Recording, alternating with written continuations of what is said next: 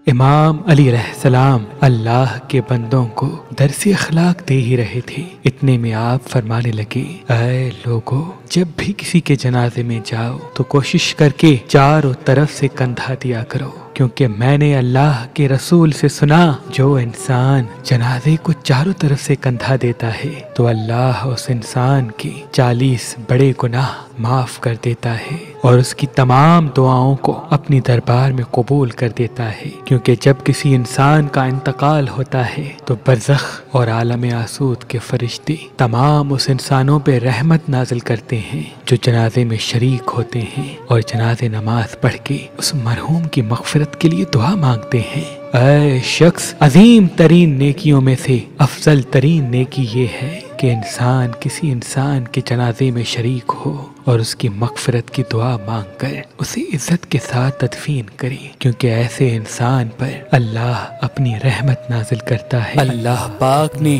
اس زمین پہ انسانوں کے لیے ہزاروں نعمتیں عطا کی، ان نعمتوں میں ایک نعمت نیلم پتھر ہے۔ اللہ کے ولی حضرت شاہ شمس تبریز نے فرمایا، جو انسان نیلم پتھر کو زحل کی انگلی میں پہنے گا تو اس کے سامنے دوسرے انسانوں کے چہرے واضح ہو جائیں گے، کون اس کا اپنا ہے اور کون اس کا دشمن وہ ایک جھلک میں پہچان لے گا۔ تبھی اس پتھر کو انسان پہچاننے کا پتھر بھی کہا جاتا ہے۔ تو ابھی فون اٹھائیں اور مہربان اسٹونز کے نمبر پہ کال کر کے یہ نیلم پتھر حاصل کریں۔ اگر ہمارا نمبر آپ کو مصروف ملتا ہے تو آپ ہماری ویب سائٹ meherbanli.com یا ہماری اپلیکیشن سے بھی یہ نیلم پتھر حاصل کر سکتے ہیں۔ اللہ تمام مومنین کو سلامت رکھے۔